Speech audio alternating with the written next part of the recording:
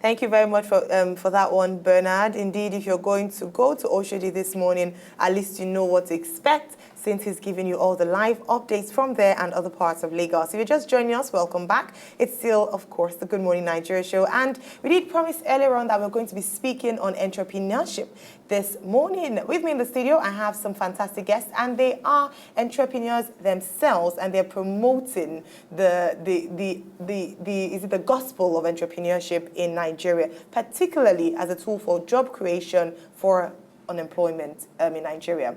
Ladies and gentlemen, please make very welcome Bumi Otegbade and Shehina Silva. You're very welcome. Thank you very much. Thank you for coming. Thank you. And indeed, we know that unemployment rate, or the rate of unemployment in Nigeria, is quite high. Unfortunately, we haven't seen that much of a difference, even with different government initiatives like Shopee and other areas whereby trying to promote access to jobs for many unemployed people in Nigeria. And if you look at statistics, year in, year out, we see a production, as it were, of graduates every single year, but there's nothing for them to do. The job market isn't ready for them, as it were. But you are saying that entrepreneurship there should be a focus on entrepreneurship as a tool for job creation. How is that possible? So I think the government has tried a lot of different methods to get entrepreneurs to create jobs. I think UWIN was one of such endeavors. There was Shopee as well. A lot of it is about using entrepreneurship to create jobs.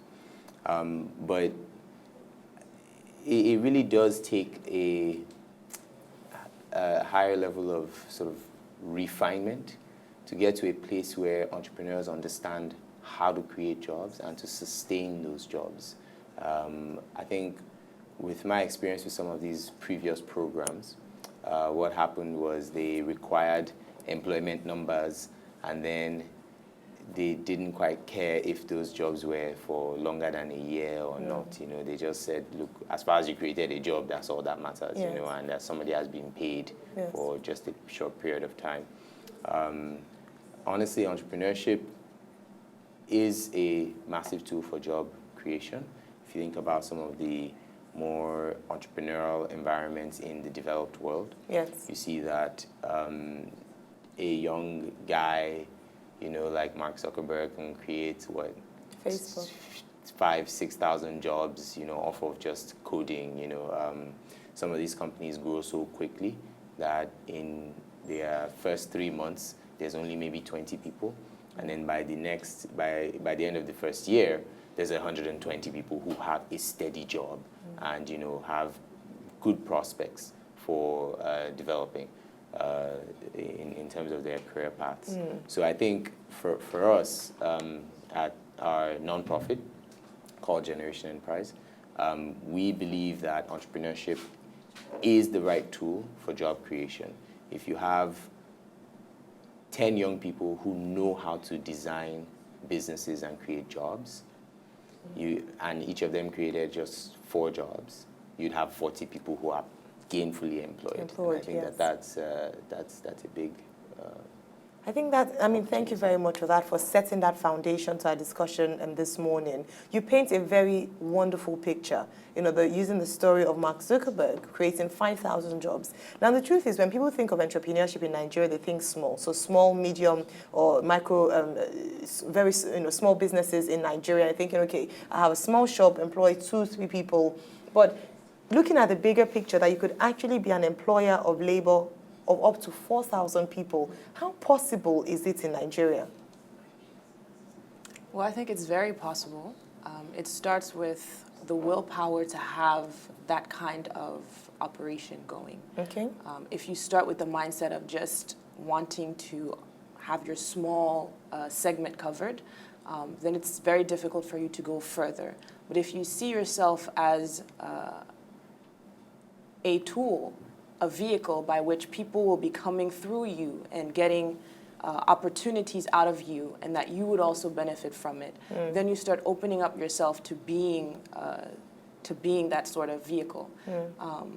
So not being selfish about what you're doing, not being selfish about your entrepreneurial endeavor, and seeing yourself as an active contributor to the society. Yes. So it's very possible. I completely agree with that. A lot of us I think Nigerians in general see business as an extension of themselves or Yes. a way to make quick money for themselves. Yes.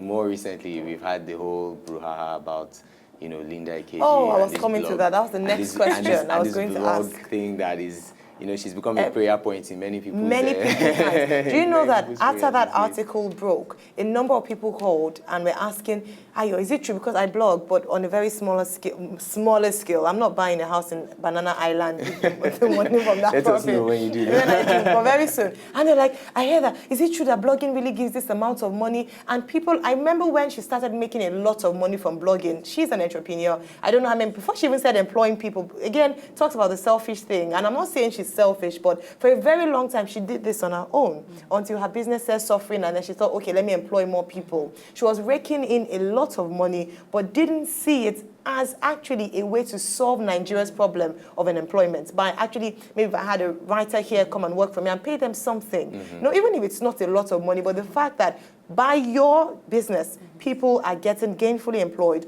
So thinking about the bigger picture, some people are in their homes right now sitting and they have a small idea, a small business, and they're thinking, oh, it's just blogging. hobby. It's just a hobby, for instance. I'm making all the money, and I'm not looking at the bigger picture, like you said, or the big how it's not. You're not a visionaire that I could actually build this up to be able to employ people. I mean, if you drive up to any restaurant or anywhere in Nigeria, in Lagos, Yes. the number of boys that are trying to help you park tells you that there's a lot of people who don't have anything to do. Yes, of course. How can you be? And here's the type of entrepreneurship we're trying to push is one that is aware of the social problem, in terms of unemployment. Yes. One that where when you design your business model, like you just described, it takes into account young people who do not have jobs. Because at the very least, if you have a writer, if you have maybe a series of writers who can just gain experience, even if all you're doing is giving them 15,000.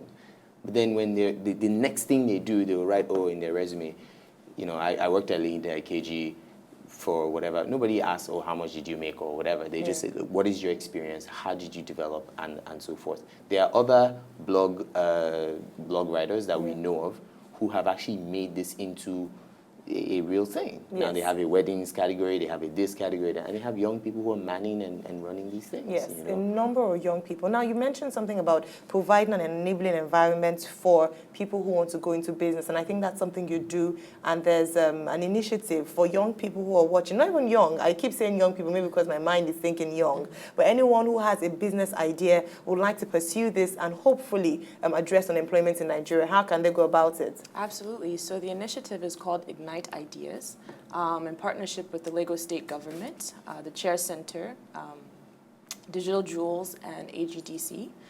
So Ignite Ideas is a business plan competition, and we're inviting young people across Lagos to apply to the competition if they have an idea or if they have a business. If their idea or business seems like a viable one, then we fund them. We give them seed funding to get this idea or business going. And the thought behind that is that there are a lot of young people who are not doing anything, but who have ideas and who want to be involved in the ecosystem of things in the economy. Yes. So we give them that opportunity Yes. rather than sitting at home or telling cars where to park. Okay. So that's what this initiative is about, is giving you a head start, telling you how to get to where you want to go, Yes. and then guiding you into how to make it something even bigger than what you might have thought originally. It's time for the news, but I just want to ask one or two more questions so that we can go to the news center. Number one, is the seed funding, does it have to be paid back? So it does have to be paid back. It's a loan, All right. but it's interest-free. Okay. And there's a 3-month moratorium, which means you don't have to pay back right away. So All we right. give you a head start so that you can get everything going, and then you start paying back after 3 months. All right, thank you very much. We're going to go to the news center, and we might be able to take about 5 minutes after we come back to just talk about this a bit more so that people who would like to access this can get in touch with you. But right now, ladies and gentlemen, you have heard them. It's time to go for the news. When we come back, we'll continue talking about how you can bring that dream to reality and become an employer of labor as well.